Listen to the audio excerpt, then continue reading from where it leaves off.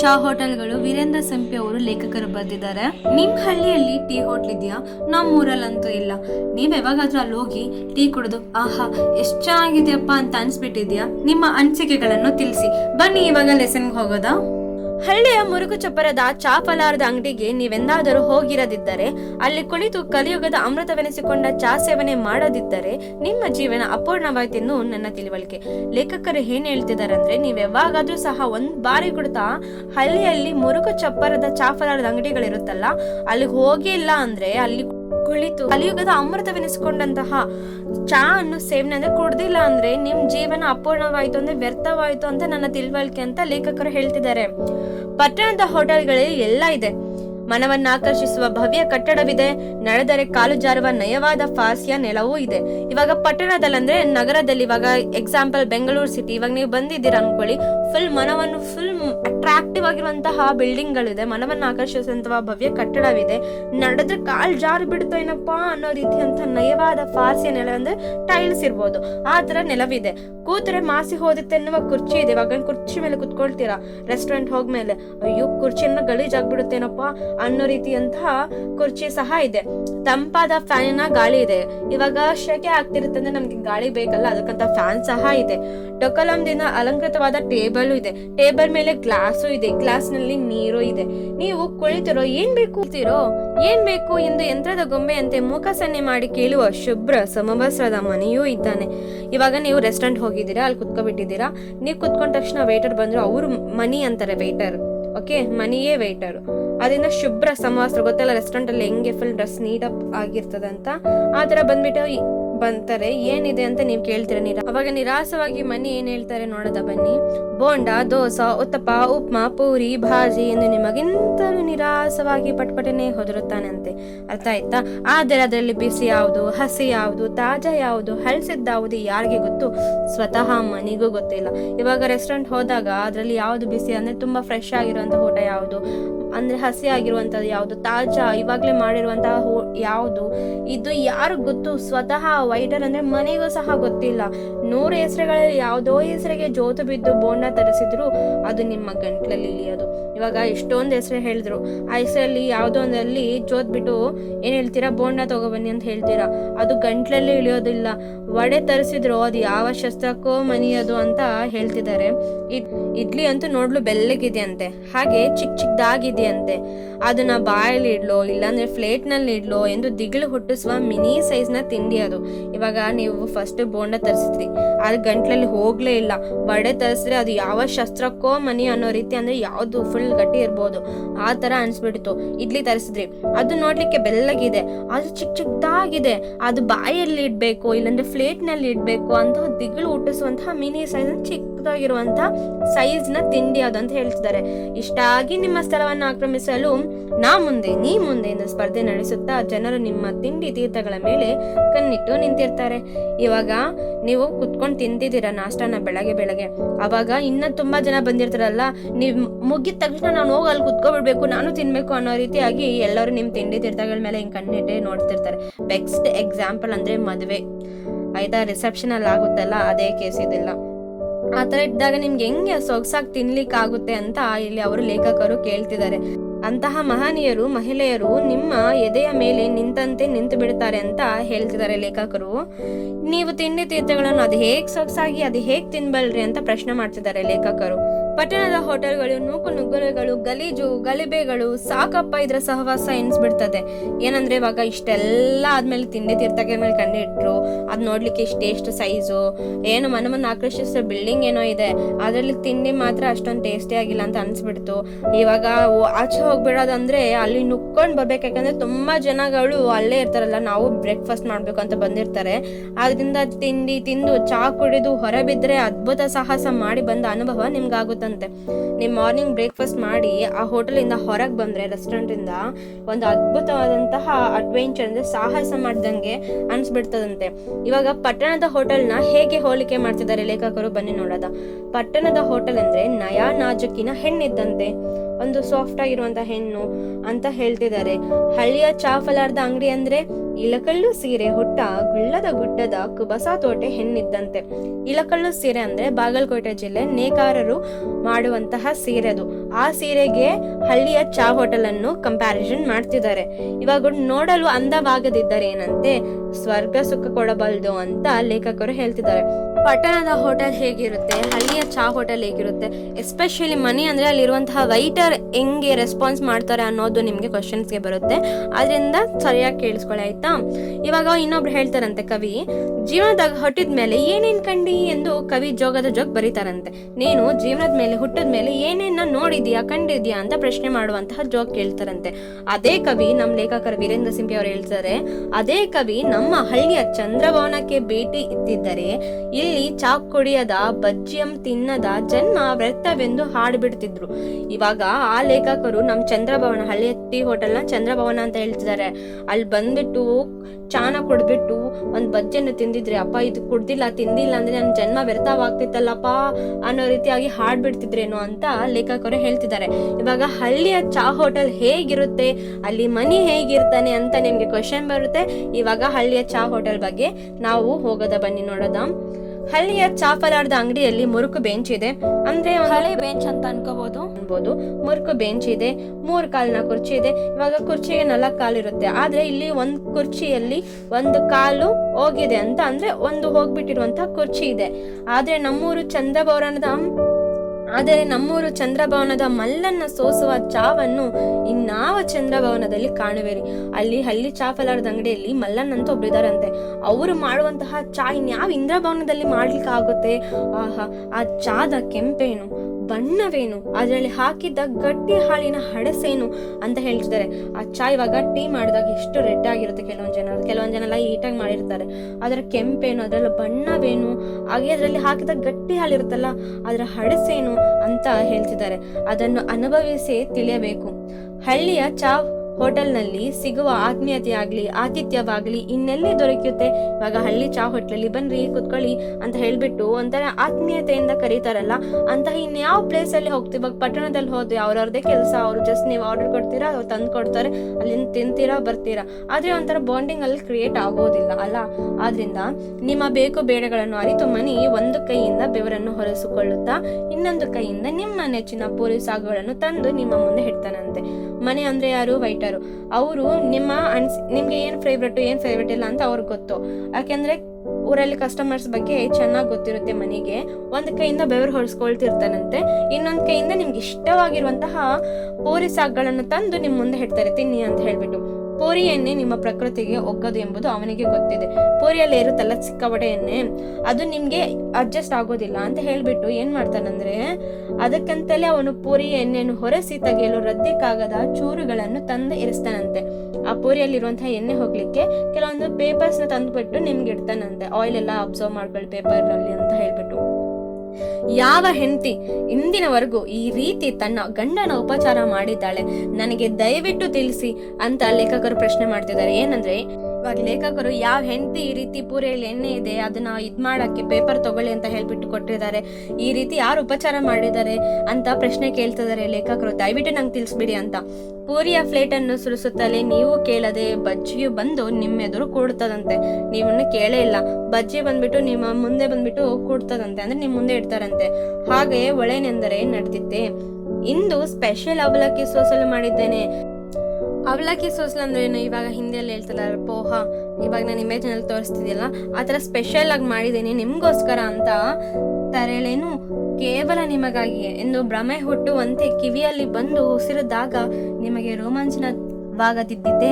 ಅಂದ್ರೆ ಕಿವಿಯಲ್ಲಿ ಬಂದ್ಬಿಟ್ಟು ನಿಮ್ಗೋಸ್ಕರನೇ ಇವತ್ತು ಸ್ಪೆಷಲ್ ಆಗಿ ಅವಲಕ್ಕಿ ಸೋಸಲ್ ಮಾಡ್ಬಿಟ್ಟಿದ್ದೀನಿ, ತರ್ಲಾ ಕೇವಲ ನಿಮಗಾಗಿ ಅಂತ ಭ್ರಮೆ ಹುಟ್ಟುವಂತೆ ಕಿವಿಯಲ್ಲಿ ಯಾರಾದ್ರೂ ಬಂದು ಹೇಳಿದ್ರೆ ನಿಮಗೆ ರೋಮಾಂಚನ ಆಗೋದಿಲ್ವೇನು ಅಂತ ಪ್ರಶ್ನೆ ಕೇಳ್ತಿದ್ದಾರೆ ಲೇಖಕರು. ಇಲ್ಲಿ 2 ಕಾಲುಗಳನ್ನು ಬೆಂಚ್ ನ ಮೇಲಿರಿಸಿ ಹೊಟ್ಟೆರಾಯನ ಸೇವೆಯನ್ನು ಮಾಡಿದ ನೀವು ಪ್ಲೇಟ್ ನಲ್ಲಿ ಕೈ ತೊಳೆದು ನಂತರ ಕೈಯನ್ನು ಹೊರಿಸ್ಕೊಂಡು ಅಥವಾ ಬಿಟ್ಟು ಅಬ್ಬಾ ಎಂದು ತೃಪ್ತಿಯ ತೇಗನ್ನು ಹೊಡೆಯುತ್ತಾ ಬರ್ಬೋದಾಚೆ. ಇವಾಗ ಏನಂದ್ರೆ ಎಲ್ಲ ತಿಂದಾಯ್ತು, ಪೂರಿ ತಿಂದ್ರಿ, ಬಜ್ಜಿ ತಿಂದ್ರಿ, ಅದಾದ್ಮೇಲೆ ಅವಲಕ್ಕಿ ಸೋಸಲು ತಿಂದ್ರಿ, ನಿಮ್ಮ ಹೊಟ್ಟೆ ರಾಯನಿಗೆ ಫುಲ್ ಸೇವೆ ಮಾಡ್ದಂಗ ಆಯ್ತು. ಅದು ತುಂಬಾ ಚೆನ್ನಾಗಿತ್ತು, ಅಲ್ಲೇ ಕೈ ತೊಳೆದ್ರಿ, ಹೊರಗೆ ಬಂದ್ಬಿಟ್ಟು ಆಹಾ ಎಷ್ಟು ಚೆನ್ನಾಗಿದೆ ಅಂತ ಹಬ್ಬ ಅಂತ ತೇಗ್ ಬರುತ್ತಲ್ಲ ಆ ತೇಗನ್ನು ಹೊಡೆಯುತ್ತಾ ಎಷ್ಟು ಚೆನ್ನಾಗಿದೆ ಅಂತ ಹೇಳ್ತಿದ್ದೀರಾ.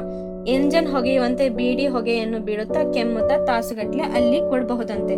ಅಲ್ಲಿ ಸಿಕ್ಕಾಪಟ್ಟೆ ಬೀಡಿ ಅದೆಲ್ಲ ಕೊಡ್ತಿರ್ತಾರಲ್ಲ ಹಳ್ಳಿಯ ಚಾ ಫಲಾರದ ಅಂಗಡಿಯಲ್ಲಿ ಇರುವಂತಹ ಒಂದು ವಾತಾವರಣ ನೀವು ಊಹೆ ಮಾಡ್ಕೋಬೇಕು. ಇವಾಗ ನಿಮ್ಗೆ ಯಾರಾದ್ರೂ ಅಲ್ಲಿಂದ ಏಳೆನ್ನುವರೆ ಛೇ ಎಂದಿಗೂ ಇಲ್ಲ. ಇವಾಗ ನೀವು ಕೂತಿರ್ತೀರಾ, ಎದೋಳಪ್ಪ ಅಂತ ಯಾರಾದ್ರೂ ಹೇಳ್ತಾರ, ಛೇ ಎಂದಿಗೂ ಇಲ್ಲ ಅಂತ ಲೇಖಕರು ಹೇಳ್ತಿದ್ದಾರೆ. ಕೂತು ಬೇಸೆತ್ತಾಗ ಮಾತಾಡಿ ಬಾಯಿ ದಂಡಾಗ ಎದ್ದು ಹೊರಡಿವಿರಿ ಅಷ್ಟೇ. ಕೂತ್ಬಿಟ್ಟು ಸಾಕಾಯ್ತಪ್ಪ ಹಾಗೆ ಮಾತಾಡ್ಬಿಟ್ಟು ನಮ್ಮ ಬಾಯೆಲ್ಲ ದಂಡೋಗ್ಬಿಟ್ಟಿದೆ ಅಂದ್ರೆ ತುಂಬಾ ಮಾತಾಡ್ಬಿಟ್ಟಿದ್ದೀನಿ ಇವತ್ತಿಗೆ ಸಾಕು ಅಂತ ಹೇಳ್ಬಿಟ್ಟು ನೀವೇ ಅಲ್ಲಿಂದ ಎದ್ದೋಗ್ಬೇಕಷ್ಟೇ. ಯಾರು ನಿಮ್ಮ ಅಲ್ಲಿಂದ ಹೋಗಿ ಅಂತ ಹೇಳೋದಂತ ಯಾರು ಇಲ್ಲ. ನೀವು ತಿನ್ನೋದಕ್ಕೆ ಹಣ ಕೊಡ್ಬೇಕಾಗಿಲ್ಲ, ನಾವು ತಿನ್ನೋದಕ್ಕೆ ಹಣ ಕೊಡ್ಬೇಕಿಲ್ಲ. ಎಂತಹ ಸೌಲಭ್ಯ ಇದೆ ಅಂತ ನೀವು ಕೇಳಿರ್ಬೋದು ಅಲ್ಲ. ಇದಕ್ಕೆಲ್ಲ ಪುಕ್ಕಟೆಯೇ ಅಂತ ನೀವು ಪ್ರಶ್ನೆ ಕೊಡ್ತಾ ಕೇಳಬಹುದು. ಇಲ್ಲ, ಇದಕ್ಕೇನು ಉದ್ರೆ ಕೌಂಟರ್ನ ಮುಂದೆ ನಿಂತು ನನ್ನ ಹೆಸರಲ್ಲಿ ಹಚ್ರಿ ಎಂದು ಹೇಳಿದ್ರೆ ಸಾಕು. ಇವಾಗ ಕೌಂಟರ್ ಇರುತ್ತಲ್ಲ, ಅಮೌಂಟ್ ಪೇ ಮಾಡುವಂತಹ ಕೌಂಟರು, ಅಲ್ಲೋಗ್ಬಿಟ್ಟು ನನ್ನ ಹೆಸರಲ್ಲಿ ಹಚ್ಚ್ರೆ ಅಂದ್ರೆ ಒಂದ್ ಚೀಟಿಯಲ್ಲಿ ಬರ್ಕೊಳ್ಳಿ, ನಾನು ಮುಂದೆ ಕಟ್ತೀನಿ ಅನ್ನೋ ರೀತಿಯಾಗಿ ಹಚ್ಚುವುದೆಂದರೆ ಹಳ್ಳಿ ಫಲಾರದ ಅಂಗಡಿಯ ಮಾಲೀಕರ ಕರ್ಮ. ಈ ತರ ಯಾವಾಗ್ಲೂ ಬರೀ ಅಂತ ಎಲ್ಲರೂ ತುಂಬಾ ಜನ ಹೇಳ್ತಿರ್ತಾರಲ್ಲ, ಆ ಹಳ್ಳಿಯ ಫಲಾರದ ಅಂಗಡಿಯ ಮಾಲಕರ ಕರ್ಮ ಅಂತ ಹೇಳ್ತಿದ್ದಾರೆ. ಸೊಗ್ಗಿಗೊಮ್ಮೆ 4 ಚೀಲ ಜೋಳ ತಂದು ಹೋಟೆಲ್ಗೆ ಹಚ್ಚಿದ್ರೆ ಸಾಕು, ಬಾಕಿ ಚುಕ್ತ ಆಯ್ತು. ಇವಾಗ ಸುಗ್ಗಿ ಕಾಲ ಬರುತ್ತಲ್ಲ, ಅವಾಗ 4 ಚೀಲ ಜೋಳದ ಮೂಟೆಗಳನ್ನ ಎತ್ಕೊಬಂದು ಇಲ್ಲಿ ಕೊಟ್ರೆ ಸಾಕು. ನಮ್ದು ಎಲ್ಲ ಏನ್ ಸಾಲ ಇರುತ್ತೆ ಚಾ ಫಲಾರದ ಅಂಗಡಿಯಲ್ಲಿ ಎಲ್ಲ ತೀರುತ್ತಂತ ಅರ್ಥ ಆಯ್ತು. ವರ್ಷದವರೆಗೆ ಪೂರಿ ಬಜ್ಜಿಗಳನ್ನು ತಿನ್ನುತ್ತಾ ಹೊರಸುದ್ದಿಯನ್ನು ಮಾತಾಡ್ತಾ ಎದುರಿಗೆಲ್ಲದವನನ್ನು ಗೇಲಿ ಮಾಡ್ತಾ ಹೊತ್ತನ್ನು ಕಳೆಯಬಹುದು. ಇವಾಗ ಚುಕ್ತ ಆಯ್ತು, ನಮ್ದು ಬಾಕಿ ಏನೇನಿತ್ತ ಎಲ್ಲ ಚುಕ್ತ ಆಯ್ತು. ಅಲ್ಲಿವರೆಗೂ ಪೂರಿ ಬಜ್ಜಿಗಳನ್ನು ತಿನ್ನುತ್ತಾ ಊರಲ್ಲಿ ಏನೇನ್ ನಡೀತಿದ್ಯಪ್ಪ ಅಂತ ಎಲ್ಲಾ ವಿಷಯಗಳನ್ನು ತಿಳ್ಕೊಳ್ತಾ ಎದುರಿಗೆ ಯಾರಾದ್ರೂ ಬಂದ್ರೆ ಅವ್ರನ್ನ ಗೇಲಿ ಮಾಡ್ಕೊಳ್ತಾ ಹಾಗೇ ಟೈಮ್ ಪಾಸ್ ಮಾಡ್ಬೋದು, ಹೊತ್ತನ್ನು ಕಳಿಬಹುದು ಅಂತ ಹೇಳ್ತಿದ್ದಾರೆ. ಇವಾಗ ಇಂಗ್ಲೆಂಡ್ ನಲ್ಲಿ ಪ್ರತಿಯೊಂದು ಹಳ್ಳಿಯಲ್ಲಿ ಕ್ರಿಕೆಟ್ ಗ್ರೌಂಡ್ ಹಾಗೂ ಚರ್ಚ್ ಇವೆ ಎಂದು ಹೇಳ್ತಾರೆ. ಇವಾಗ ಇಂಗ್ಲೆಂಡ್ ಗೊತ್ತಲ್ಲ, ಬ್ರಿಟಿಷ್ ಇರ್ತಾರಲ್ಲ, ಅಲ್ಲಿ ಏನಂದ್ರೆ ಪ್ರತಿ ಹಳ್ಳಿಯಲ್ಲೂ ಒಂದು ಕ್ರಿಕೆಟ್ ಗ್ರೌಂಡ್ ಇಟ್ಬಿಡ್ತದಂತೆ. ಅದೇ ರೀತಿಯಾಗಿ ಚರ್ಚ್ ಸಹ ಇದೆ ಅಂತೆ. ಅನ್ಯ ಜೀವಿಗಳಾದ ನಮ್ಮ ದೇಶದ ಸಂಪ್ರದಾಯಿಕರ ಗುಡಿಗಳು ಇವೆ. ಸಂಪ್ರದಾಯವಂತಹ ಗುಡಿಗಳು ಇದೆ ನಮ್ಮ ದೇಶದಲ್ಲಿ. ಹೋಟೆಲ್ ಎಂಬ ಆಧುನಿಕ ಗುಡಿಗಳು ಇವೆ ಅಂತೆ ನಮ್ಮ ದೇಶದಲ್ಲಿ.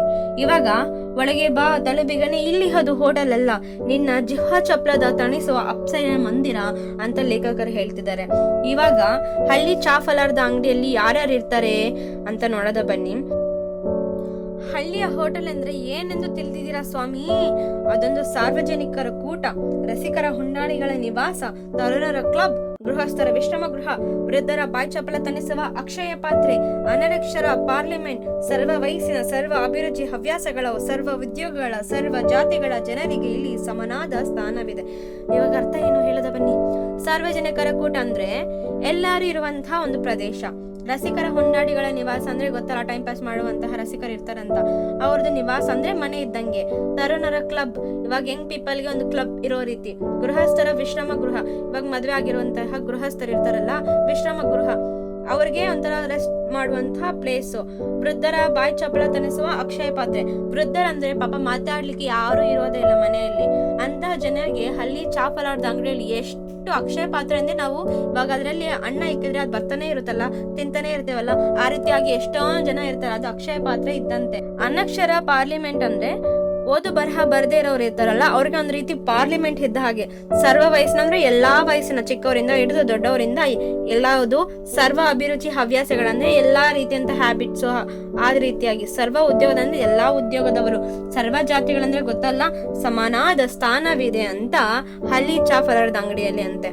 ಇವಾಗ ಹಳ್ಳಿಗಳಲ್ಲಿ ಸಮಾನತೆಯ ಬೀಜವನ್ನು ಬಿತ್ತು ಬೆಳೆದ ಸಂಸ್ಥೆ ಅಂದ್ರೆ ಚಾ ಫಲಾರದ ಅಂಗಡಿಯೇ ಆಗಿದೆ. ನಿಮ್ಗೆ ಅಂದ್ರೆ ಹಳ್ಳಿಯ ಚಾ ಫಲಾರದ ಅಂಗಡಿಯಲ್ಲಿ ಎಲ್ಲರೂ ಸಮಾನರು, ಈಕ್ವಲ್ ಅಂತ ಹೇಳ್ತಿದ್ದಾರೆ.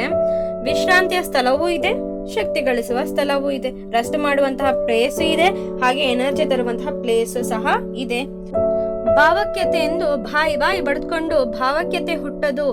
ಭಾವೈಕ್ಯತೆ ನಮ್ಮ ದೇಶದ ಎಲ್ಲಿಯಾದರೂ ಇದ್ದಿದ್ದರೆ ಅದು ನಮ್ಮ ಹಳ್ಳಿಯ ಚಾ ಫಲಾರದ ಅಂಗಡಿಯಲ್ಲೇ.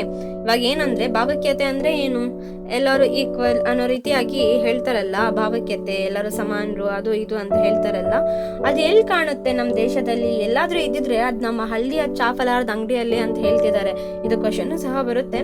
ಇದನ್ನು ತಿಳಿದುಕೊಳ್ಳದಿದ್ದರೆ ನಿಮಗೆ ಉಳಿಗಾಲವಿಲ್ಲ ಅಂತ ಹೇಳ್ತಿದ್ದಾರೆ ಲೇಖಕರು. ನೆಕ್ಸ್ಟ್, ಇಲ್ಲಿ ಬರುವ ಜನರು ವೈಶಿಷ್ಟ್ಯವಂತರು ಬಲ್ಲಿರಾ. ಇಲ್ಲಿ ಬರುವಂತಹ ಜನರು ತುಂಬಾ ವೈಶಿಷ್ಟ್ಯ ಅಂದ್ರೆ ಡಿಫ್ರೆಂಟ್ ಆಗಿರ್ತಾರೆ, ಒಂಥರ ಯೂನಿಕ್ ಆಗಿರ್ತಾರೆ. ನಿಮ್ಗೆ ಗೊತ್ತಾ ಅಂತ ಪ್ರಶ್ನೆ ಕೇಳ್ತಿದ್ದಾರೆ ಯಾರು ಲೇಖಕರು. ಮುಂಜಾನೆ ಚಾ ಬೀಳದೆ ಪ್ರಾರ್ಥವಿಧಿ ತೀರಿಸ್ಕೊಳ್ಳಕ್ಕಾಗದ ಜನ ತಮ್ಮಿಗೆ ತಗೊಂಡು ಬಾಯಲಿಗೆ ಹೋಗುವ ಮೊದಲು ಇಲ್ಲಿಗೆ ಬರ್ತಾರಂತೆ. ಅರ್ಥ ಆಯ್ತಾ? ಮುಂಜಾನೆ ಅಂದ್ರೆ ಬೆಳಗ್ಗೆ ಟೈಮಲ್ಲಿ ಅರ್ಲಿ ಮಾರ್ನಿಂಗ್ ಇರುತ್ತಲ್ಲ, ಅವಾಗ ಎಲ್ಲಾರು ತಮ್ಮಿಗೆ ಇಟ್ಕೊಂಡು ಬಾಯಲಿಗೆ ಹೋಗುವ ಮೊದಲು ಇಲ್ಲಿಗೆ ಬಂದ್ಬಿಡ್ತಾರಂತೆ. ಇವರು ಚಾದ ಅಂಗಡಿಯ ಪರಮ ಭಕ್ತರಂತೆ. ಮನೆಯಲ್ಲಿ ಹಲ್ಲು ಬಾಯನ್ನು ತೊಳೆದುಕೊಳ್ಳದೆ ತಮ್ಮ ತವರು ಮನೆಯಾದ ಚಾ ಫಲಾರದ ಅಂಗಡಿಯಲ್ಲಿ ಬಂದು ಗ್ಲಾಸ್ ನೀರಲ್ಲಿ ಮುಕ್ಕಳಿಸಿ ಬಾಯಿ ತೊಳೆದುಕೊಂಡು ಉಗುಳಿ ಚಾ ಸೇವನೆ ಮಾಡುವ ವರ್ಗವಿದೆ. ಏನಂದ್ರೆ ಇವಾಗ ಬೆಳಗ್ಗೆ ಆಗಿದೆ, ಅರ್ಲಿ ಮಾರ್ನಿಂಗ್ ಆಗಿದೆ, ಮನೆಯಲ್ಲಿ ಹಲ್ಲು ಕೊಡ್ತಾ ಒಜ್ಜೋದಿಲ್ಲ. ತವರು ಮನೆ ಅಂದ್ರೆ ಇವಾಗ ಹಳ್ಳಿಯ ಚಾ ಫಲಾರದ ಅಂಗಡಿ ಅಂತೆ. ಅಲ್ಲಿ ಒಂದು ಗ್ಲಾಸ್ ನೀರು ತಗೊಬಿಡ್ತಾರಂತೆ, ಅಲ್ಲಿ ಬಾಯಿನ ಮುಕ್ಕಳಿಸ್ಬಿಟ್ಟು ತೊಳ್ಕೊಬಿಟ್ಟು ಉಗುಳಿ ಚಾ ಸೇವನೆ ಮಾಡ್ಬಿಟ್ಟು ಇರುವಂತಹ ವರ್ಗವೂ ಇದೆ ಅಂತ ಹೇಳ್ತಿದ್ದಾರೆ. ಭೂಮಾತೆಯ ಚೊಚ್ಚಿಲು ಮಗನಾದಂತಹ ರೈತ ಎತ್ತುಗಳನ್ನು ಬಿಚ್ಕೊಂಡು ಹೊಲಕ್ಕೆ ನಡೆದಿದ್ದಾನೆ. ಇವಾಗ ಭೂಮಾತೆಯ ಮಗ ಯಾರು? ರೈತ. ಎತ್ತುಗಳನ್ನು ಕರ್ಕೊಳ್ತಾ ಹೊಲಕ್ಕೆ ನಡ್ಕೊಂಡು ಹೋಗ್ತಿದಾರಂತೆ. ಫಲಾರದ ಅಂಗಡಿ ಬಂದೊಡನೆ ಎತ್ತುಗಳು ಗಕ್ಕಿಂದ ನಿಲ್ತದಂತೆ. ಇವಾಗ ಚಾ ಅಂಗಡಿ ಬಂದಿದೆ, ಅಲ್ಲಿ ಎತ್ತುಗಳು ಸಡನ್ ಆಗಿ ನಿಲ್ಬಿಡ್ತದಂತೆ. ಪಾಪ ಅವನೇನೋ ಹೊಲಕ್ಕೆ ಬೇಗನೆ ಹೋಗ್ಬೇಕು ಅನಿಸ್ತಾನೆ. ಅವರು ಪಾಪ ರೈತ ಇದಾರಲ್ಲ, ಹೊಲಕ್ಕೆ ಬೇಗ ಹೋಗ್ಬಿಡ್ಬೇಕು, ಕೆಲಸ ಮಾಡೋದು ಅನ್ನೋ ರೀತಿಯಾಗಿ ಹೋಗ್ತಿರ್ತಾನಂತೆ. ಆದ್ರೆ ಎತ್ತುಗಳ ಮನಸ್ಸನ್ನು ತೃಪ್ತಿಗಾಗಿ ಫಲಾರದ ಅಂಗಡಿಯೊಳಕ್ಕೆ ಹೋಗಿ ಹೊರಗೆ ನಿಂತ ಎತ್ತುಗಳನ್ನೇ ಮರೆಯುತ್ತಾನಂತೆ. ಇವಾಗ ಪಾಪ ಎತ್ತುಗಳ ಮನಸ್ಸಿನ ತೃಪ್ತಿ ಮಾಡ್ಬೇಕಂತ ಹೇಳ್ಬಿಟ್ಟು ಚಾ ಫಲಾರದ ಅಂಗಡಿಗೆ ಹೋಗ್ಬಿಡ್ತಾನಂತೆ. ಹೋಗ್ಬಿಟ್ಟು ಆಚೆ ಎತ್ತುಗಳು ಇಟ್ಟಿದ್ದೀನಪ್ಪ ನಿಂತಿವೆ ಅನ್ನೋದೇ ಮರ್ತು ಬಿಡುವಂತಹ ಅಷ್ಟು ಮೀಟಿಂಗ್ ಹೊಡ್ಕೊಂಡು ಅಲ್ಲೇ ಇರ್ತಾರಂತೆ. ಇನ್ನು ಮನೆಯಲ್ಲಿ ಸ್ನಾನ ಮಾಡಿ ಪೂಜೆ ಎಂಬ ಶಾಸ್ತ್ರವನ್ನು ವೇಗವಾಗಿ ಮುಗಿಸಿ ತಡವಾಯ್ತಿತೇ ಎಂದು ಧಾವಿಸಿ ಬರುವ ವೇಳೆಯ ನಿಷ್ಠಾವುಳ್ಳ ನಿಷ್ಠಾವಂತ ರಸಿಕರು ಇದ್ದಾರೆ ಅಂತ ಹೇಳ್ತಿದ್ದಾರೆ. ಇನ್ನೊಬ್ರು ಮೊದಲನೇ ವರ್ಗ ಹಲ್ ಸಹ ಉಜ್ಜೋದಿಲ್ಲ, ಅಲ್ಲೇ ಬಂದ್ಬಿಟ್ಟು ಒಂದು ಗ್ಲಾಸಲ್ಲಿ ಎಲ್ಲ ತಮ್ಮ ಕಾರ್ಯಗಳನ್ನು ಮುಗಿಸಾಕ್ಬಿಡ್ತಾರೆ. ಇನ್ನೊಂದು ರೈತ. ಅದಾದ್ಮೇಲೆ ಇನ್ನೊಂದು ವರ್ಗ ಏನಂದ್ರೆ ಬೇಗನೆ ಎದ್ಬಿಟ್ಟು ಸ್ನಾನ ಮಾಡ್ಬಿಟ್ಟು ಪೂಜೆ ಎಲ್ಲ ಮುಗಿಸ್ಕೊಬಿಟ್ಟು ಅಯ್ಯೋ ಟೈಮ್ ಆಗಿಬಿಡುತ್ತೆ ಅಂತ ಹೇಳ್ಬಿಟ್ಟು ಬರುವಂತಹ ನಿಷ್ಠಾವಂತ ರಸಿಕರು ಇದಾರಂತೆ. ಆಯ್ತಾ? ಹೊಟ್ಟೆ ಬಂದ ಬಳಿಕ ತಿನ್ನುವುದು, ಚೆನ್ನಾಗಿ ತಿನ್ನುವುದು, ಇದನ್ನೇ ತಮ್ಮ ಜೀವನದ ಧ್ಯೇಯವನ್ನಾಗಿ ಮಾಡಿಕೊಂಡು ಹೆಂಡರು ಮಕ್ಕಳು ಸತ್ತರೆ ಸಾಯ್ಲಿ ಅಂದು ಅವರವರ ಕರ್ಮ ನಾನೇನ್ ಮಾಡ್ಲಿಕ್ಕಾಗುತ್ತದೆ ಅಂತ ಹೇಳ್ತಾರೆ. ಏನಂದ್ರೆ ಇವಾಗ ಹುಟ್ಟಿರೋದೇನಕ್ಕೆ? ತಿನ್ಲಿಕ್ಕೆ. ಅದು ಚೆನ್ನಾಗಿ ತಿನ್ಬೇಕು, ಇದನ್ನೇ ತಮ್ಮ ಜೀವನದ ಧ್ಯೇಯ ಅಂದ್ರೆ ತಮ್ಮ ಜೀವನದ ಗುರಿಯಾಗಿ ಮಾಡ್ಕೊಂಡಿರುವವರು. ಹೆಂಡ್ರು ಅಂದ್ರೆ ಹೆಂಡತಿ, ಮಕ್ಕಳು ಸತ್ರೆ ಸಾಯ್ಲಿ, ನನಗೇನು, ಎಲ್ಲ ಅವರವ್ರ ಕರ್ಮ ಏನ್ ಮಾಡ್ಲಿಕ್ಕಾಗುತ್ತೆ ಅಂತ ಕೇಳ್ತಿದ್ದಾರೆ ಎಂದು ಅನ್ನುತ್ತಾ ತಮ್ಮ ಗಳಿಕೆಯ ಸಿಂಹಪಾಲನ್ನು ಚಾ ಫಲಾರದ ಅಂಗಡಿಗೆ ಸುರಿಸುವ ಶೂರರು ಕಾಣುತ್ತಾರೆ ಇಲ್ಲಿ. ಏನಂದ್ರೆ ಅವ್ರು ಗಳಿಸಿರ್ತಾರೆ, ಇವಾಗ ಕೆಲ್ಸಕ್ಕೆ ಹೋಗ್ಬಿಟ್ಟು ಹಣ ಸಂಪಾದನೆ ಮಾಡಿರ್ತಾರೆ, ಆದ್ರೆ ಸಂಪಾದನೆ ಮಾಡಿದ್ದೆಲ್ಲ ಹಳ್ಳಿ ಚಾ ಫಲಾರದ ಅಂಗಡಿಯೆಲ್ಲ ಸುರಿಸ್ಬಿಡ್ತಾರೆ. ಇವಾಗ ಮಕ್ಕಳು ಹೆಂಡತಿ ಏನ್ ಕಟ್ತೆ, ಅವರು ಸಾಯ್ಲಿ, ನನ್ ಕರ್ಮ ಅವ್ರ ಕರ್ಮ ಏನ್ ಮಾಡಕ್ಕಾಗುತ್ತೆ ಅನ್ನೋ ರೀತಿಯಾಗಿ. ಆಯ್ತಾ? ಇವಾಗ ನೆಕ್ಸ್ಟ್ ವೃದ್ಧರಿಗೆ ಪೆನ್ಷನ್ದಾರರಿಗೆ ಬಾಯಿ ಚಪ್ಪಳ ಜಾಸ್ತಿ. ಅಂದ್ರೆ ವೃದ್ಧರು ಇರ್ತಾರಲ್ಲ, ವಯಸ್ಸಾದವರು, ಇವಾಗ ಪೆನ್ಷನ್ ಬರ್ತಿರುತ್ತೆ, ಬಾಯಿ ಚಪ್ಪಳ ಅಂದ್ರೆ ಪಾಪ ಮಾತಾಡ್ಲಿಕ್ಕೆ ಯಾರು ಇದಿಲ್ಲ, ಒಂಥರ ಬಾಯಿ ತಾಗ್ತಿರುತ್ತಲ್ಲ, ಆತರ ಜಾಸ್ತಿ. ಮನೆಯಲ್ಲಿ ವ್ಯವಸ್ಥೆ ಆಗುವುದಿಲ್ಲ. ಮಗ ಸೊಸೆ ಇವರದೇ ಕಾರಾಬಾರು, ಏನ್ ಮಾಡ್ಬೇಕು? ಇವಾಗ ಮನೆಯಲ್ಲಿ ಮಗ ಇದ್ದಾರೆ, ಸೊಸೆ ಇದ್ದಾರೆ, ಅವರೇ ಎಲ್ಲ ನೋಡ್ಕೊಳ್ತಾರೆ, ಅವ್ರದೇ ಕಾರಾಬಾರು, ಅವ್ರದೇ ಎಲ್ಲ ದರ್ಪ ಎಲ್ಲ ಮಾಡ್ಕೊಳ್ತಿರ್ತಾರೆ, ನಾನೇನ್ ಮಾಡ್ಲಿಕ್ಕಾಗುತ್ತೆ ಎಂದೆನ್ನುತ್ತಾ ಅವರು ಚಾ ಫಲಾರದ ಆಜೀವ ಸದಸ್ಯರಾಗಿ ಬಿಡ್ತಾರೆ. ಒಂಥರ ಇವರು ಚಾ ಫಲಾರದ ಅಂಗಡಿಯಲ್ಲಿ ಆಜೀವ ಅಂದ್ರೆ ಪರ್ಮನೆಂಟ್ ಸದಸ್ಯರಾಗಿರ್ಬಿಡ್ತಾರಂತೆ. ಅವರಲ್ಲಿ ರೋಗಿಗಳು ಇದಾರಂತೆ, ಕೆಲವೊಂದ್ ಜನ ಪೇಷಂಟ್ಸ್ ಇದಾರಂತೆ. ಮನೆಯಲ್ಲಿ ಪಥ್ಯ ಮಾಡುತ್ತಾ ಇಲ್ಲಿ ಖರೀದಿ ಪದಾರ್ಥಗಳನ್ನು ಜಡಿಯುವ ಇವರು ಜಡ್ ಎಂದು ನೆಟ್ಟಗಾಗೋದು. ಅಂದ್ರೆ ಮನೆಯಲ್ಲಿ ಕೆಲವೊಂದ್ ಜನ ಪಥ್ಯ ಇರ್ತಾರಲ್ಲ, ಇವಾಗ ವಯಸ್ಸಾದ್ಮೇಲೆ ಅದು ತಿನ್ಬಾರ್ದು ಸ್ವಲ್ಪ ರೆಸ್ಟ್ರಿಕ್ಷನ್ಸ್ ಇದ್ದೇ ಇರುತ್ತೆ, ಅದು ಪಥ್ಯ ಇರೋದಿಲ್ಲ. ಇಲ್ಲೆಲ್ಲ ಬಂದ್ಬಿಟ್ಟು ನಾವು ಇಷ್ಟ ಆಗೋದೆಲ್ಲ ತಿನ್ಬಿಡ್ತಾರಂತೆ. ಹಾಗೆ ಸಾಯುತ್ತವೆ, ಹೀಗೋ ಸಾಯುತ್ತೇವೆ, ಕರಿದಿದ್ದನ್ನು ತಿಂದು ಸಾಯುತ್ತೇವೆ ಎನ್ನುವುದು ಇವರ ಜಿದ್ದು. ಆಯ್ತಾ? ಈ ನೆವದಲ್ಲಿ ಯಾವುದು ಶಾಶ್ವತ, ಈ ಜಗತ್ತಿನಲ್ಲಿ ಎಲ್ಲವೂ ನಶ್ವರವೆಂದು ಹೇಳುವ ತತ್ವಜ್ಞಾನಿಗಳು ಇದ್ದಾರೆ. ಇನ್ನೊಂದು ವರ್ಗ ಇದಪ್ಪ, ಏನಂದ್ರೆ ಈ ಜಗತ್ತಿನಲ್ಲಿ ಏನ್ ಶಾಶ್ವತಪ್ಪ, ಎಲ್ಲ ನಶ್ವರ. ಆದ್ರಿಂದ ಈ ರೀತಿ ಹೇಳ್ಕೊಂಡು ತತ್ವಜ್ಞಾನಿ ಫಿಲಾಸಫಿ ಹೇಳುವಂತಹ ಜನರು ಇದಾರಂತೆ. ಇನ್ನು ತರುಣರು ಹೇಳಿ ಕೇಳಿ ಉತ್ಸಾಹಿಗಳು, ಇವರಿಗೆ ಜವಾಬ್ದಾರಿ ಇಲ್ಲ, ಮಾಡಲು ಕೆಲಸವಿಲ್ಲ, ಕೆಲಸವಿದ್ದರೂ ಮಾಡುವ ಮನಸ್ಸಿಲ್ಲ, ಇವರಿಗೆ ಹೊತ್ತು ಹೋಗೋದು. ಇವಾಗ ಇನ್ನೊಂದು ವರ್ಗ ತರುಣರು, ಒಂಥರ ಹೆಂಗ ಅನ್ಕೋಬಿಡೋದು, ಇವರಿಗೆ ಜವಾಬ್ದಾರಿ ಅನ್ನೋದು ಇಲ್ವೇ ಇಲ್ಲಪ್ಪ, ಮಾಡ್ಲು ಕೆಲ್ಸವಿಲ್ಲ, ಏನಾದ್ರು ಕೆಲ್ಸ ಇಲ್ಲ ಅಂತ ಹೇಳ್ತಿದ್ದಾರೆ. ಕೆಲಸವಿದ್ರು ಮಾಡ್ಲು ಮನ್ಸಿಲ್ಲ, ಪಾಪ ನಂಗೆ ಕೆಲಸ ಇದೆ, ನಂಗೆ ಮಾಡ್ಲಿಕ್ಕೆ ಮನ್ಸಿಲ್ಲ ಅಂತ ಹೇಳ್ತಿದ್ದಾರೆ. ಹೇಗೋ ಒಂದು ಟೈಮ್ ಕಲಿಬೇಕಲ್ಲ, ಹೊತ್ತು ಕಲಿಬೇಕಲ್ಲ, ಅದಕ್ಕಾಗಿ ಪಣ ತೊಟ್ಟು ಇಡೀ ದಿವಸ ಚಾದ ಅಂಗಡಿಯ ಚಾ ಕುಡಿಯುತ್ತಾ, ಕ್ಯಾರಂ ಬೋರ್ಡ್ ಆಡುತ್ತಾ, ಕೊಡುತ್ತಾರಂತೆ. ಇವಾಗ ನಾನು ಟೈಮ್ ಪಾಸ್ ಮಾಡಬೇಕು, ಇನ್ನೆಲ್ಲಿ ಬೆಸ್ಟ್ ಪ್ಲೇಸು ಚಾ ಪದಾರ್ಥ ಅಂಗಡಿಯಲ್ಲಿ, ದಿವಸ ಅಲ್ಲೇ ಅಂಗಡಿಯಲ್ಲಿ ಇದ್ಬಿಟ್ಟು ಚಾ ಕುಡಿದ್ಬಿಟ್ಟು ಕ್ಯಾರಂ ಬೋರ್ಡ್ ಆಡುತ್ತಾ ಅಲ್ಲೇ ಹೊತ್ತು ಕಳೀತಾರೆ. ಹಳ್ಳಿಯ ಪಟೇಲ್ರು, ಊರ್ ಫುಡಾರಿಗಳು, ಸ್ವಯಂ ಘೋಷಿತ ದಲ್ಲಾಳಿಗಳು, ಪಟ್ಟಣದ ಶಾಲೆ ಕಾಲೇಜುಗಳ ನರ್ಸರಿಗಳ ಸೀಟು ಕೊಡಿಸುವೆನೆಂದು ಅಡ್ವಾನ್ಸ್ ಎತ್ತುವ ಲೀಡರ್ಗಳು ಇದರಂತೆ. ಗ್ರಾಮ ಪಂಚಾಯಿತಿ ಸರಪಂಚಾಯತರು, ಈಗಿನ ಹಾಲಿ ಸದಸ್ಯರು, ಶಾಲೆಗೆ ಆಗಾಗ ಅನಿರೀಕ್ಷಿತ ಭೇಟಿ ಕೊಡುವ ಶಾಲಾ ಶಿಕ್ಷಕರು, ಅಂಗಡಿಯಲ್ಲಿ ಲೋಡ್ಗಣಿಸಿ ಕೂತು ಬೇಸತ್ತ ವ್ಯಾಪಾರಿಗಳು ದಿನಕ್ಕೆ ಸರಿಸರಾರಿ 5-6 ತಾಸುಗಳನ್ನಾದರೂ ಚಾ ಪದಾರ್ಥ ಅಂಗಡಿಯಲ್ಲಿ ಕಲಿಯುತ್ತಾರೆಂದರೆ ಅದೊಂದು ಆಶ್ಚರ್ಯದ ಮಾತಲ್ಲ.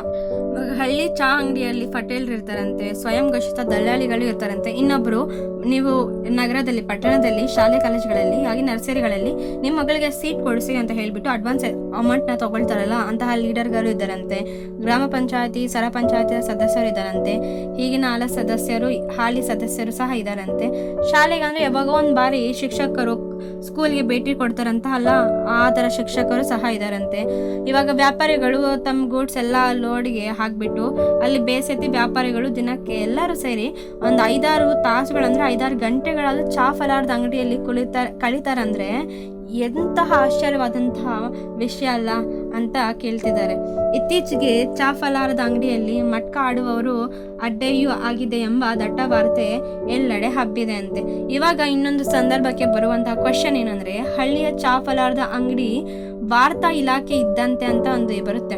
ಹಳ್ಳಿಯ ಹೆಣ್ಮಕ್ಳು ನೀರಿಗೆಂದು ಬಟ್ಟೆ ಒಗ್ಲಿಕ್ಕೆಂದು ಹೋದಾಗ ತಮ್ಮ ಸುಖ ದುಃಖಗಳನ್ನು ಹೇಳ್ಕೊಳ್ಳುತ್ತಾ, ಅನ್ಯರ ಬಗ್ಗೆ ಅಸಹ್ಯ ಪಡುತ್ತಾ, ತನ್ನನ್ನು ಬಣ್ಣಿಸುತ್ತಾ, ಪರರ ಮನೆಯ ತೂತ್ಗಳನ್ನು ಎಣಿಸುತ್ತಾ ಕೂಡಿರುತ್ತಾರಷ್ಟೇ. ಇವಾಗ ಹೆಣ್ಮಕ್ಳು ಏನ್ ಮಾಡ್ತಾರೆ, ಇವಾಗ ಬಟ್ಟೆ ಒಗ್ಲಿಕ್ಕಂತ ನೀರ್ ಎತ್ಕೊ ಬರಕಂತ ಹೋಗುವಾಗ ತಮ್ಮ ಸುಖ ದುಃಖಗಳನ್ನ ಅಂದ್ರೆ ಅವ್ರ ಕಷ್ಟಗಳು ಅದು ಇದೆಲ್ಲ ಮಾತಾಡ್ಕೊಳ್ತಾರೆ. ಇನ್ನೊಬ್ರು ಯಾರಾದ್ರೂ ಇಷ್ಟ ಆಗಿಲ್ಲ ಅಸಹ್ಯ ಪಡ್ತಿದ್ದಾರೆ ಅಂದ್ರೆ ಅವ್ರ ಬಗ್ಗೆ ಸಹ ಮಾತಾಡ್ಕೊಳ್ಳುತ್ತಾ ಹಾಗೆ ಮನೆ ತೂತ್ಗಳನ್ನು ಎಣಿಸ್ಕೊಳ್ತಾ ಕೂಡಿರ್ತಾರಷ್ಟೇ. ಪಾಪ ಕಾಲ್ ಬಿಟ್ಟು ಕತ್ತೆಯಂತೆ ಊರ್ಸುತ್ತಾ ತಿರುಗಾಡುವ ಹಳ್ಳಿಯ ಗಂಡಸರಿಗೆ ಸಾಮಾಜಿಕ ವಿಷಯಗಳ ಬಗ್ಗೆ ಮಾತನಾಡಲು ಹೋಟೆಲ್ಗಿಂತಲೂ ಹೆಚ್ಚಿನ ಪ್ರಾಶಸ್ತ್ಯವಾದ ಸ್ಥಳವಿರಲಾರದು. ಅರ್ಥ ಆಯ್ತಾ? ಪಾಪ ಗಂಡಸ ಏನ್ ಮಾಡ್ತಾರೆ, ಊರಲ್ಲಿ ಏನೇನ್ ನಡೀತಿದೆ ಅಂತ ಸಾಮಾಜಿಕ ವಿಷಯಗಳ ಬಗ್ಗೆ ಮಾತಾಡ್ಬೇಕಲ್ಲ, ಅಂತಹ ಪ್ಲೇಸ್ ಮಾತಾಡ್ಲಿಕ್ಕೆ ಎಲ್ಲಿದೆ? ಹೋಟೆಲ್ಗಿಂತಲೂ ಒಂದು ಬೆಸ್ಟ್ ಪ್ಲೇಸ್ ಎಲ್ಲಿರ್ಲಿಕ್ಕಾಗುತ್ತೆ ಅಂತ ಹೇಳ್ತಿದ್ದಾರೆ. ತಮ್ಮ ಮನೆಯ ಸಮಾಚಾರ ತಮಗೆ ತಿಳಿಯದಿದ್ದರೂ ಊರು ಮೂಲೆ ಮೂಲೆಗಳಲ್ಲಿ ಏನ್ ನಡೆದಿದೆ, ಯಾರು ಹುಟ್ಟಿದ್ರು, ಯಾರು ಸತ್ರು ಎಂಬೆಲ್ಲ ಅವರಿಗೆ ಗೊತ್ತು. ಇವಾಗ ಮನೆ ವಿಷಯ ಮಾತ್ರ ಅವ್ರಿಗೆ ಗೊತ್ತಿಲ್ಲ, ಸಮಾಚಾರ ಏನು ತಿಳಿಯೋದು ಅವ್ರಿಗೆ. ಆದ್ರೆ ಊರಲ್ಲಿ ಮೂಲೆ ಮೂಲೆಯಲ್ಲಿ ಏನೇನ್ ನಡೆದಿದೆ, ಯಾರು ಹುಟ್ಟಿದ್ರಪ್ಪ, ಯಾರು ಸತ್ತಿದ್ರು ಎಂಬುದೆಲ್ಲ ಅವರಿಗೆ ಗೊತ್ತಂತೆ. ಯಾರ ಮನೆಯಲ್ಲಿ ಆಕಳು ಈ ಆಯ್ತು, ಯಾರು ಕೊಟ್ಟಿಗೆಯಲ್ಲಿ ಎಮ್ಮೆ ಸತ್ತಿತು, ಯಾರ ಬಣ್ಣವಣಿಗೆ ಬೆಂಕಿ ಹಚ್ಚಿದ್ದಾರೆ ಇವೆಲ್ಲ ಗೊತ್ತು. ಯಾರ ಮನೆಗೆ ದರೋಡೆ ಆಯ್ತು, ಕಳ್ತನವಾಯಿತು ಎಂಬ ಸಣ್ಣ ದೊಡ್ಡ ವಿಷಯಗಳಲ್ಲಿ ಹೋಟೆಲ್ನ ಸದಸ್ಯರ ಶಾಶ್ವತ ಸದಸ್ಯರ ಪಾಲಿಗೆ ಸುದ್ದಿಯ ಸಾಮಗ್ರಿಗಳು ಅಂತ ಹೇಳ್ತಿದ್ದಾರೆ. ಈಗ ವಾರ್ತಾ ಇಲಾಖೆಯಲ್ಲಿ ಏನೇನೆಲ್ಲ ಮಾತಾಡ್ಕೊಳ್ತಾರೆ ಜನರು ಅನ್ನೋದು ನಿಮ್ಗೆ ಕ್ವಶನ್ ಬರುತ್ತಲ್ಲ, ಒಂದ್ ರೀತಿಯಾದ ಪಾಯಿಂಟ್ಸ್ ಅನ್ನು ಮಾಡ್ತಾ ಹೋಗಿ. ಇವಾಗ ಗಿಡ್ಡ ಮಾಸ್ತರು ಶಾಲೆಯಲ್ಲಿ ಹುಡುಗರಿಗೆ ಬಹಳ ಹೊಡೆಯುತ್ತಿದ್ದಾರೆ. ಆ ರೀತಿ ಹೊಡೆಯುವುದಕ್ಕೆ ಮನೆಯಲ್ಲಿ ಅವರ ಹೆಂಡತಿಯ ಕಾಟವೇ ಕಾರಣವೆಂದು ನಿರ್ಣಯಿಸುತ್ತಾರೆ. ಇವಾಗ ಹಳ್ಳಿ ಚಾ ಹೋಟ್ಲಲ್ಲಿ ಕೂತಿದಾರಲ್ಲ, ಅವ್ರು ಮಾತಾಡ್ಕೊಡ್ತಿದ್ದಾರೆ. ಗಿಡ್ಡ ಮಾಸ್ಟರ್ ಇದಾರಲ್ಲ ಶಾಲೆಯಲ್ಲಿ, ಮಕ್ಕಳಿಗೆ ಸಿಕ್ಕಾಪಟ್ಟೆ ಹೊಡೆದು ಬಿಡ್ತಾರಂತೆ. ಯಾಕೆ ಹೇಳಿ, ಅವ್ರ ಹೆಂಡತಿ ಮನೇಲಿ ಸಿಕ್ಕಾಪಟ್ಟೆ ಕಾಟ ಕೊಡ್ತಿದಾರಲ್ಲ ಅಂತ ನಿರ್ಣಯ ಮಾಡ್ಬಿಟ್ಟಿದಾರಂತೆ ಇವ್ರೆ. ಇವಾಗ ವಿಧವೆಯಾದ ಅಕ್ಕ ಅವ್ರು ಯಾಕೆ ಎಷ್ಟು ಬೆಳ್ಳಗಿನ ಸೀರೆ ಹೊಡ್ಬೇಕು ಎಂಬುದು ಇವರ ಜಿಜ್ಞಾಸೆಯ ವಿಷಯ. ಇವಾಗ ಯಾರೋ ಅಕ್ಕ ಇದಾರಲ್ಲ, ಅವ್ರ ಗಂಡ ಇಲ್ಲ ಅಂತ, ಅದಕ್ಕಂತ ಅವ್ರು ಯಾಕೆ ಇಷ್ಟೊಂದು ಬೆಳ್ಳಗಿರುವಂತ ಸೀರೆ ಉಡ್ಬೇಕು ಅನ್ನೋದು ಇವರ ಜಿಜ್ಞಾಸೆಯ ವಿಷಯ ಅಂತೆ. ಹೊಸದಾಗಿ ವರ್ಗವಾಗಿ ಬಂದ ವೈದ್ಯಕಾಧಿಕಾರಿ ರೋಗಿಗಳಿಗೆ ಬರೀ ಪ್ರಿಸ್ಕ್ರಿಪ್ಷನ್ ಮಾತ್ರ ಬರೆದು ಕೊಡುತ್ತಿದ್ದಾರೆಂದು ಹೊಸದಾಗಿ ಒಬ್ಬರು ಡಾಕ್ಟರ್ ಬಂದಿದ್ದಾರಂತೆ ಹಳ್ಳಿಯಲ್ಲಿ. ಅವರು ಪೇಷಂಟ್ಸ್ ಬಂದಾಗ ಬರೀ ಪ್ರಿಸ್ಕ್ರಿಪ್ಷನ್ ಅಂದ್ರೆ ಗೊತ್ತಲ್ಲ, ಚೀಟಿ ಮಾತ್ರ ಬರ್ದ್ಕೊಳ್ತಿದಾರಂತೆ. ಇದೊಂದು ಆಕ್ಷೇಪ. ಬರೀ ಬರ್ದ್ಕೊಡ್ತಾರೆ, ಅವ್ರು ಏನ್ ನೋಡ್ತಲೇ ಇಲ್ಲ ಅಂತ ಆಕ್ಷೇಪ ಅಂತ ಹೇಳ್ತಾರೆ. ಬಿಸಿ ಊಟ ಬಂದ್ಮೇಲೆ ಹೆಡ್ ಮಾಸ್ಟರ್ ಬಹಳ ಹಣ ಗಳಿಸಿದ್ದಾರೆಂದು ಅವರ ಬಗ್ಗೆ ಮುಖರ್ಜಿಯೊಂದನ್ನು ಬರೆದು ಹಾಕುತ್ತಾರೆ ಇದೇ ಚಾ ಪದಾರ್ಥ ಅಂಗಡಿಯಲ್ಲಿ. ಇವಾಗ ಮಧ್ಯಾಹ್ನ ಮಕ್ಕಳಿಗಾಗಿ ಬಿಸಿ ಊಟ ಬಂದಿದೆಯಲ್ಲ, ಅದಾದ್ಮೇಲೆ ಹೆಡ್ ಮಾಸ್ಟರ್ ಇರ್ತಾರಲ್ಲ ಅಲ್ಲಿರುವವರು ಸಿಕ್ಕಾಪಟ್ಟೆ ಹಣ ಸಂಪಾದನೆ ಮಾಡ್ಬಿಟ್ಟಿದಾರಂತೆ. ಆದ್ರಿಂದ ಒಂದು ಮುಖರ್ಜಿಯನ್ನು ಬರೆದು ಹಾಕ್ಬೇಕು ಅಂತ ಚಾ ಹೋಟ್ಲಲ್ಲಿ ಮಾತಾಡ್ತಿದ್ದಾರೆ. ವರದಕ್ಷಿಣೆ ನಾನೆಂದು ಮುಟ್ಟೆನೆಂದು ಹೇಳುತ್ತಿದ್ದ ಸುಶಿಕ್ತ ತರುಣನೊಬ್ಬ ದೂರದ ಊರಲ್ಲಿ ಹೋಗಿ ಲಗ್ನ ನಿಶ್ಚಯ ಮಾಡ್ಕೊಂಡು 3 ಲಕ್ಷ ವರದಕ್ಷಿಣೆ ತಗೊಂಡು ಶುದ್ಧ ನಾಚಿಕೆಗೇಡು ಎಂಬುದು ಇವರ ಅಭಿಪ್ರಾಯ. ಯಾರೋ ಇವಾಗ ಎಜುಕೇಟೆಡ್ ಪರ್ಸನ್, ನಾನು ಯಾವಾಗೂ ಸಹ ವರದಕ್ಷಿಣೆಯನ್ನು ತಗೊಳ್ಳೋದೇ ಇಲ್ಲಪ್ಪ ಅಂತ ಹೇಳಿದಾರಂತೆ. ಆದ್ರೆ ದೂರ ದೂರದ ಊರಿಗೆ ಹೋಗ್ಬಿಟ್ಟು ಮದುವೆ ಎಲ್ಲ ಫಿಕ್ಸ್ ಮಾಡಿ ಲಗ್ನ ಎಲ್ಲ ನಿಶ್ಚಯ ಮಾಡ್ಕೊಬಿಟ್ಟು 3 ಲಕ್ಷ ವರದಕ್ಷಿಣೆ ಈಸ್ಕೊಬಿಟ್ಟು ಬಂದಿದ್ದಾನೆ. ಶುದ್ಧ ನಾಚಿಕೆಗೇಡು ಎಂಬುದು ಇವ್ರದ್ದು ಅಭಿಪ್ರಾಯ ಆಗಿದೆ. ಈಗಿನ ಹುಡುಗರಿಗೆ ನೀತಿ ನಿಯಮಗಳು ಇಲ್ಲವೆಂದು ದೊಗ್ಲೆ ಪ್ಯಾಂಟು ಶರ್ಟ್ಗಳು ಧರಿಸಿ ತಿರುಗುತ್ತಾರೆ ಎಂದು ಗುಡ್ಡನ್ನ ಹೇಳಿದ್ರು. ಇವಾಗಿದಾರಪ್ಪಲ್ಲ ಯಂಗ್ ಜನರೇಷನ್ ಅವರು ಏನಂದ್ರೆ ದೊಗ್ಲೆ ಪ್ಯಾಂಟ್ ಅಂದ್ರೆ ಲೂಸ್ ಆಗಿರುವಂತ ಪ್ಯಾಂಟ್ ಶರ್ಟ್ ಅನ್ನ ಧರಿಸ್ಬಿಟ್ಟು ಅಲ್ಲಿ ಇಲ್ಲಿ ತಿರುಗಾಡ್ತಿರ್ತಾರೆ ಅಂತ ಗುಡ್ಡನ್ನವರು ಹೇಳಿದ್ರಂತೆ. ಅದಕ್ಕೆ ಇನ್ನೊಬ್ರು ಆ ಹುಡುಗರ ಮುಖಂಡ ನಿಮ್ಮ ಮಗನೇ ಅಲ್ವೇನು ಅಂತ ಚಂದ್ರನ್ನ ಕೇಳ್ತಾನಂತೆ. ಆಯ್ತಾ, ಅದಕ್ಕೆ ನಿಲ್ಲಿಸುತ್ತಾರವೇ ಸರಿಯಾದ ಉತ್ತರ. ತಲವಾರು ಯಲ್ಲಪ್ಪನಿಗೆ ಸೊಗ್ ಬಂದಿದೆ. ನೀನೆ ನಾನು ಎದುರಿಗೆ ಬರ್ತಿದ್ರು ಅವನಿಗೆ ನನಗೆ ನಮಸ್ಕರಿಸಲಿಲ್ಲ, ಏನಂತ ತಿಳಿದಿದ್ದಾನೆ ಮಗ ಎಂದು ಪಟೇಲ್ರು ಫುತ್ಕರಿಸುತ್ತಾರಂದ್ರೆ. ಯಾರೋ ಒಬ್ರು ಯಲ್ಲಪ್ಪನವರು ಬರ್ತಿದಾರಂತೆ. ಇವರು ಪಟೇಲ್ ಬರುವಾಗ ನಮಸ್ಕಾರನೇ ಮಾಡಿಲ್ಲ ಅಂತ, ಅವನಿಗೆ ಎಷ್ಟು ಸೊಕ್ಕಿದೆ, ಏನಂತ ತಿಳ್ಕೊಬಿಟ್ಟಿದ್ದಾನೆ ಮಗ ಅಂತ ಫುತ್ಕರಿಸುತ್ತಾ ಹೇಳ್ತಿದ್ರಂತೆ. ಇನ್ನೊಬ್ರದ್ದು ಇದು ಪ್ರಶ್ನೆ ಬರುತ್ತೆ ನಿಮ್ಗೆ ನೆಕ್ಸ್ಟ್. ಓಕೆ, ಶಿವಚರಣಪ್ಪನಿಗೆ ಅಷ್ಟು ಸುಂದರ ಹೆಂಡತಿ ಯಾಕಿರ್ಬೇಕು ಎಂದು ರಸಿಕ ಶಿಖಾಮಣಿ ಮಹಾನ್ ಕೆಚ್ಚರಕ ಶ್ರೀಮಂತ ಕಲ್ಲಪ್ಪನವರ ಗೂಢ ಪ್ರಶ್ನೆ. ಅರ್ಥ ಆಯ್ತಾ? ಶಿವಶರಣಪ್ಪ ಅಂತ ಇದಾರಂತೆ, ಅವ್ರಿಗೆ ಹೆಂಡತಿ ತುಂಬಾ ಸುಂದರವಾಗಿ ಇದಾರಂತೆ, ಯಾಕಿರ್ಬೇಕು ಅಂತ ಪ್ರಶ್ನೆ ಮಾಡ್ತಿರೋರು ಯಾರು? ರಸಿಕ ಶಿಖಾಮಣಿ ಮಹಾನ್ ಕೆಚ್ಚರಕ ಶ್ರೀಮಂತ ಕಲ್ಲಪ್ಪನವರ ಗೂಢ ಪ್ರಶ್ನೆ. ಆಯ್ತಾ? ಹೀಗೆ ತಮ್ಮ ಹೊಟ್ಟೆ ಕಿಚ್ಚು, ಸಿಟ್ಟು, ದರ್ಪ, ಧಕ್ಕೆಗೊಂಡ ಗರ್ವ, ಅಳುಲೆಗಳಿಗೆ ಇದೇ ಚಾ ಹೋಟೆಲ್ಗಳು ಅರ್ಥಾತ್ ಹಳ್ಳಿಯ ಪಾರ್ಲಿಮೆಂಟ್ ನಲ್ಲಿ ಅವ್ಯಕ್ತಿ ಎನ್ನುತ್ತಾರೆ. ಇವಾಗ ಅರ್ಥ ಆಯ್ತಾ? ತಮ್ಮಲ್ಲಿರುವಂತಹ ಹೊಟ್ಟೆ ಕಿಚ್ಚಾಗಿರ್ಬೋದು, ಸಿಟ್ಟಾಗಿರ್ಬೋದು, ಕೋಪ, ಅಸೂಯೆ, ಈ ಗರ್ವ ಎಲ್ಲಗಳನ್ನು ಈ ಚಾ ಹೋಟೆಲ್ಗಳಲ್ಲಿ ಅರ್ಥಾತ್ ಪಾರ್ಲಿಮೆಂಟ್ ನಲ್ಲೇ ವ್ಯಕ್ತಪಡಿಸ್ತಾರೆ, ಅಂದ್ರೆ ಹೇಳ್ಕೊಳ್ತಾರೆ ಅಂತ ಹೇಳ್ತಿದ್ದಾರೆ. ದೇಶ ವಿದೇಶ ಸುದ್ದಿಗಳಿಗೆ ಇಲ್ಲಿ ಪ್ರಾಶಸ್ತ್ಯ ಉಂಟು. ಏನಂದ್ರೆ ಲೋಕಲ್ ಸುದ್ದಿಗಳಿಗಿರುವ ಮಹತ್ವ ಹೊರಗಿನ ಸುದ್ದಿಗಳಿಗೆ ಇರುವುದಿಲ್ಲ. ಇವಾಗ ಲೋಕಲ್ ಅಂದ್ರೆ ನಮ್ಮ ಹಳ್ಳಿಯಲ್ಲಿ ಏನೇನು ನಡೀತಿದೆ ಅದನ್ನ ಮಾತ್ರ ಮಾತಾಡ್ಕೊಳ್ತೀವಿ. ಇವಾಗ ದೇಶ ವಿದೇಶದಲ್ಲಿ ಏನೇನು ಆಗ್ತಿರುತ್ತೆ ನಮ್ಗೆ ಏನಾದ್ರು ಬೇಕಾ, ಯಾಕೆ ಮಾತಾಡ್ಕೊಳ್ತೀವಿ? ಅದಕ್ಕೆಲ್ಲ ಪ್ರಾಶಸ್ತ್ಯವಿಲ್ಲ, ಅಂದ್ರೆ ಅದಕ್ಕೆಲ್ಲ ಇಂಪಾರ್ಟೆನ್ಸ್ ಇಲ್ಲ ಅಂತ ಹೇಳ್ತಿದ್ದಾರೆ. ಪಟ್ಟಣಗಳಲ್ಲಿ ಇವಾಗ ಯಾರಾದ್ರೂ ಹೋಗಿರ್ತಾರಲ್ಲ, ಅಲ್ಲಿ ಹೋಗ್ಬಿಟ್ಟು ಪಟ್ಟಣದಲ್ಲಿ ಹೇಗಿರ್ತಾರೆ ಅಂತ ವರ್ಣನೆ ಮಾಡ್ತಾರಲ್ಲ, ಅಂತಹ ಗುಂಪು ಇವಾಗ ಮಾತಾಡ್ಕೊಳ್ತಿದ್ದಾರೆ. ಬನ್ನಿ ಕೇಳದ. ಆಯ್ತಾ? ಪಟ್ಟಣಗಳಲ್ಲಿ ನೋಡಿ ಬಂದು ಅದ್ಭುತ ದೃಶ್ಯಗಳನ್ನು ವರ್ಣಿಸುವ ಸುದ್ದಿಯ ಸೂರಪ್ಪನವರಿಗೆ ಹಳ್ಳಿಯ ಹೋಟೆಲ್ನಲ್ಲಿ ಸ್ಥಾನವಿದೆ ಅಂತೆ. ಸೂರಪ್ಪನವರಿಗೆ ಹಳ್ಳಿಯಲ್ಲಿ ಸ್ಥಾನವಿದೆ, ಹಳ್ಳಿ ಚಾಫಲರದ ಅಂಗಡಿಯಲ್ಲಿ. ಆ ಜನ್ಮ ಬ್ರಹ್ಮಚಾರಿ ಹನುಮಾನ್ ಭಕ್ತ ಭರಮನ್ನ ತಾನು ಪಟ್ಟಣಕ್ಕೆ ಹೋದಾಗ ಶೋರೂಮ್ನ ಎದುರಿಗೆ ನಿಲ್ಲಿಸಿದ್ದ ಹೆಣ್ ಗೊಂಬೆಯನ್ನು ಎವೆ ಇಕ್ಕಿ ನೋಡಿ ಬಂದು, ಏನ್ ಹೆಣ್ಣಪ್ಪ ಅದು, ಕೈ ತೊಳೆದು ಮುಟ್ಬೇಕು ಅದನ್ನ ಎಂದು ಬಾಯಿ ಚಪ್ಪರಿಸುತ್ತಾ ಹೇಳಿದ್ದುಂಟು. ಇವಾಗ ಆ ಜನ್ಮ ಬ್ರಹ್ಮಚಾರ್ಯದಂತ ಹನುಮಾನ್ ಭಕ್ತರಾಗಿರುವಂತಹ ಬಾರಮ್ಮಣ್ಣ ಅವರು ಪಟ್ಟಣಕ್ಕೆ ಒಂದ್ ಬಾರಿ ಹೋಗಿದ್ರಂತೆ. ಅಲ್ಲಿ ಶೋರೂಮ್ ನಲ್ಲಿ ಎದುರಿಗೆ ಇವಾಗ ನಿಲ್ಸಿರ್ತಾರಲ್ಲ ಡ್ರೆಸ್ಸು, ಅದ್ಯಾವ್ದು ಹೊಸದ್ ಬಂದಿದ್ರೆ ಶೋರೂಮ್ ಗೊಂಬೆಗೆ ಹಾಕ್ಬಿಟ್ಟು ಆಚೆ ನಿಲ್ಸಿರ್ತಾರೆ. ಅದನ್ನ ನೋಡಿದಾಗ ಎವೆಗ್ ನೋಡ್ಬಿಟ್ರಂತೆ, ಏನ್ ಹೆಣ್ಣಪ್ಪ ಅದು, ಅದನ್ನ ಮುಟ್ಬೇಕಂದ್ರೆ ಕೈ ತೊಳಿಬೇಕು ಅಂತ ಬಾಯಿ ಚಪ್ಪರಿಸುತ್ತಾ ಹೇಳಿದ್ದುಂಟಂತೆ.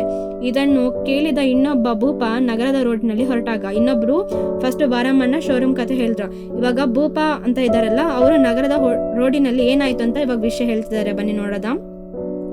ಸೈಕಲ್ ಮೇಲೆ ಪ್ಯಾಂಟು ಬುಷ್ ಶರ್ಟು ಧರಿಸಿ ಆಫೀಸ್ಗೆ ಹೊರಟ ಹೆಣ್ಣನ್ನು ತರುಬಿ, ಯಜಮಾನ ನಮ್ಮ ಸಾವುಕಾರ ಶಂಕರಪ್ಪನವರ ಮನೆ ಎಲ್ಲಿದೆ ಅಂತ ಕೇಳಿದ್ದೇನೆಂದು ಅವಳು ಸ್ಟುಪಿಡ್ ಎಂದು ಬೈದು ಹೋದದ್ದನ್ನು ಕತೆ ಮಾಡಿ, ಇದೇ ನಮ್ಮ ಚಂದ್ರಭವನದಲ್ಲಿ ಹೇಳಿದ್ದನ್ನು ನಾನು ಕಿವಿಯಾರ ಕೇಳಿದ್ದೇನೆ ಅಂತ ಹೇಳ್ತಿದ್ದಾರೆ. ಇನ್ನೊಬ್ರು ಭೂಪ ನಗರದಲ್ಲಿ ಹೋದಾಗ ಅಲ್ಲಿ ಸೈಕಲ್ ಮೇಲೆ ಒಬ್ರು ಪ್ಯಾಂಟು ಬುಷ್ ಶರ್ಟ್ ಅಂತ ಧರಿಸ್ಕೊಬಿಟ್ಟು ಹೆಣ್ಣು ಆಫೀಸ್ಗೆ ಹೋಗ್ತಿರ್ತಾರೆ. ಅವ್ರೇನ್ ಅನ್ಕೋಬಿಟ್ಟಿದ್ದಾರೆ, ಅವರು ಮೇಲಂದ್ರೆ ಹುಡುಗ ಅನ್ಕೋಬಿಟ್ಟು ಯಜಮಾನ ಅಂತ ಕೇಳ್ತಿದ್ದಾರೆ. ನಮ್ ಸಾವುಕಾರರು ಶಂಕರಪ್ಪ ಇದಾರಲ್ಲ ಅವ್ರ ಮನೆ ಎಲ್ಲಿದೆ ನಿಮ್ಗೆ ಗೊತ್ತಾ ಅಂತ ಕೇಳಿದ್ರಂತೆ. ಅವರು ಎಸ್ಟೋಪೇಟ್ ಅಂತ ಹೇಳ್ಬಿಟ್ಟು ಬೈದ್ಬಿಟ್ಟು ಹೋದ್ರಂತೆ. ಇದೇ ಕತೆ ಮಾಡ್ಬಿಟ್ಟು ನಮ್ಮ ಚಂದ್ರಭವನದಲ್ಲಿ ಹೇಳಿದ್ದು ಈ ಲೇಖಕರಿದಾರಲ್ಲ ಅವ್ರ ಕಿವಿಯಾರೆ ಕೇಳಿಸ್ಕೊಂಡಿದ್ರಂತೆ. ಅದೇ ಭೂಪ ಮುಂದುವರಿಸುತ್ತಾ, ಪಟ್ಟಣದಲ್ಲಿ ಈಗ ಗಂಡು ಹೆಣ್ಣುಗಳಿಗೆ ಯಾವ ಅಂತರವೂ ಇಲ್ಲವೆಂದು, ಗಂಡು ಹೆಣ್ಣಾಗ್ತಿದೆ, ಹೆಣ್ಣು ಗಂಡಾಗುತ್ತಿದೆ ಎಂದು ಬುರುಡೆ ಬಿಟ್ರೆ. ಆಯ್ತಾ? ಇವಾಗ ಮಾಡರ್ನೈಸೇಷನ್ ಇದೆ, ಇವಾಗ ಡ್ರೆಸ್ ಸ್ಟೈಲ್ ಎಲ್ಲ ಎಕ್ಸ್ಚೇಂಜು, ವೆಸ್ಟರ್ನ್ ಕಲ್ಚರ್ ಇಂಟ್ರೊಡ್ಯೂಸು, ಹೆಣ್ಣು ಗಂಡು ಅನ್ನೋ ವ್ಯತ್ಯಾಸ ಏನಿಲ್ಲ ಬುರುಡೆ ಬಿಟ್ರೆ ಅಂತ ಹೇಳ್ತಿದ್ದಾರೆ. ಇವಾಗ ಹಳ್ಳಿಯ ಹೋಟೆಲ್ಗಳಲ್ಲಿ ನವನೀತೆ ಹೇಗೆ ಗಾಳಿ ಹಬ್ಬಿದೆ ಅಂತ ನಿಮ್ಗೆ ಇನ್ನೊಂದು ಪ್ರಶ್ನೆ ಬರುತ್ತೆ. ಹಳ್ಳಿಯ ಹೋಟೆಲ್ನಲ್ಲಿ ಈಗ ಸಿನಿಮಾ ದೇವತೆಗಳ ದರ್ಶನವೂ ಆಗ್ತಿದೆ. ಇವಾಗ ನೀವು ಟೀ ಹೋಟ್ಲಲ್ಲಿ ಕೂತಿದ್ದೀರಾ ಅಂದ್ರೆ ಇವಾಗ ಕೆಲವೊಂದು ಫೋಟೋಸ್ಗಳೆಲ್ಲ ಟೀ ಹೋಟೆಲಲ್ಲಿ ಇರ್ತದಲ್ಲ, ಇವಾಗ ಹಳ್ಳಿಯ ಚಾ ಫಲಾರದ ಅಂಗಡಿಯಲ್ಲಿ, ಇವಾಗ ಅದ್ರ ಬಗ್ಗೆ ಮಾತಾಡ್ತಿದ್ದೀವಿ. ಬನ್ನಿ. ಒಂದ್ ಕಡೆ ತಿರುಪತಿ ವೆಂಕಟೇಶ್ವರನ ಫೋಟೋ ನೇತಾಡ್ತಿದ್ರೆ, ಇವಾಗ ತಿರುಪತಿ ವೆಂಕಟೇಶ್ವರ ಸ್ವಾಮಿದು ಫೋಟೋ ಒಂದ್ ಕಡೆ ನೇತಾಡ್ತಿದೆಯಂತೆ.